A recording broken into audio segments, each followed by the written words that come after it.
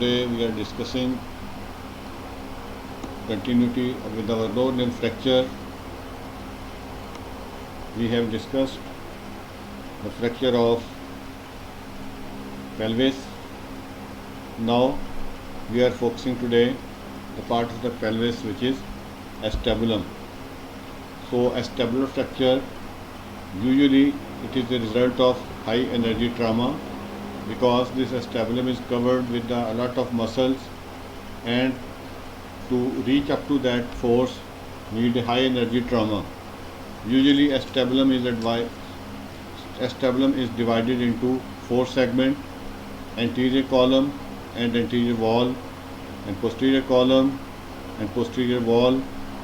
Fracture of the acetabulum are classified based on their involvement of these structures.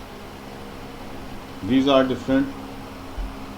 This is the part of pelvis, and this is acetabular part. This is iliopectineal line here. Then you can see the ischial line, roof of the acetabulum here up, posterior lip and acetabulum, anterior lip of the acetabulum number 5 here, and teardrop. This is the area near the end of the lower part of the acetabulum. Classification: most commonly we said Jude classification. Associated with the fracture types, it is divided into A, B, C, D, E, F, G, H, I and J, depending upon the severity of the line and the severity of the fracture. In A is the simple fracture, then fracture line above and below acetabulum, then this continuity increase, and in J fracture is complete fracture of the upper and lower part. For this investigation, which is required is do the X-ray, AP view of the pelvis and the Jude view. Jude view is an internal oblique and external oblique. I will show you in the further pictures. And to make the 100% evaluation of the fracture, CT scan is advised. You can see any fracture in this line.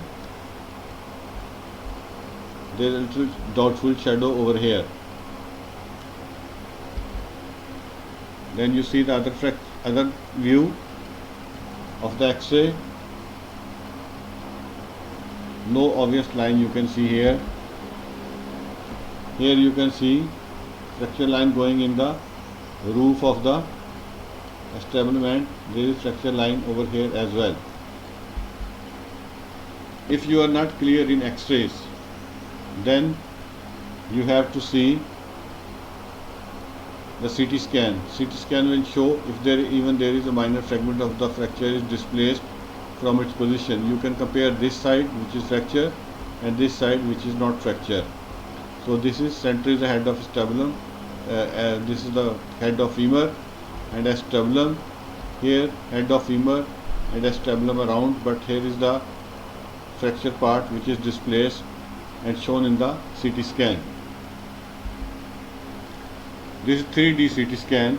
You can rotate the whole picture of the CT scan, and you can see from anterior, posterior, lateral and medial. So here you can see this is a normal hip joint and the acetabulum. Here you will see these are different fragments in the bone from the posterior aspect, and if you rotate it like this, you will see anterior and the posterior both lines.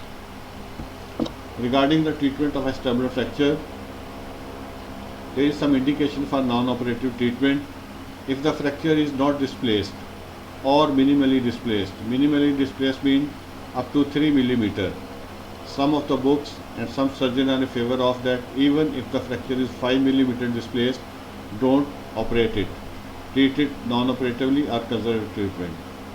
So fracture with a significant displacement, but in which the region of the joint involved is judged to be unimportant prognostically. If the fracture is in the roof where the weight bearing area, then it may need for fixation. So secondary congruence is displaced, both column fracture. Medical contraindication to surgery. Local soft tissue problem such as infection can occur, wound and the soft tissue lesion from blunt trauma. Elderly patient with osteoporotic bone in home, the open reduction may not be feasible. Skeletal traction for those patients, we give skeletal traction for 4 to 6 weeks and then start physiotherapy in the bed, then partial weight bearing and then full weight bearing started. So this is the main treatment part in non-operative cases. Skeletal traction, a pin is passed in the distal femur or proximal tibia. We can apply the weight.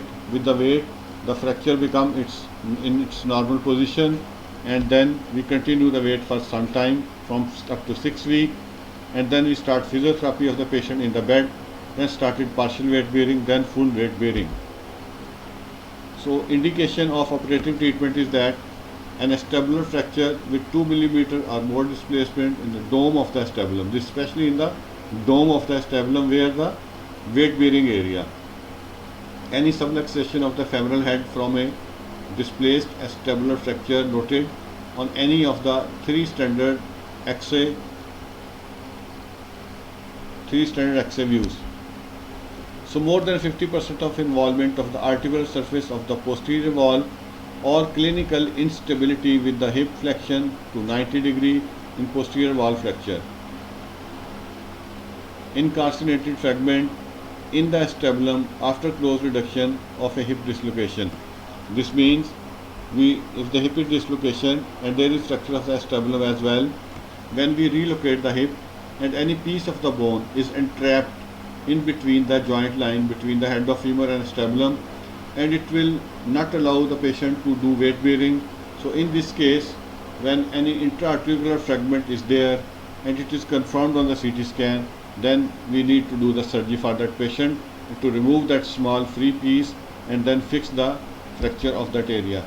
So this is the X-ray of a severely injured patient. The acetabulum is displaced too much. This one piece is here, one piece is here, other part is here. So this patient need, in this X-ray, you see this is also displacement of the area, and it is area of the weight bearing. So to confirm on the CT scan geometry of the fracture, and then this is the X-ray of the picture with it.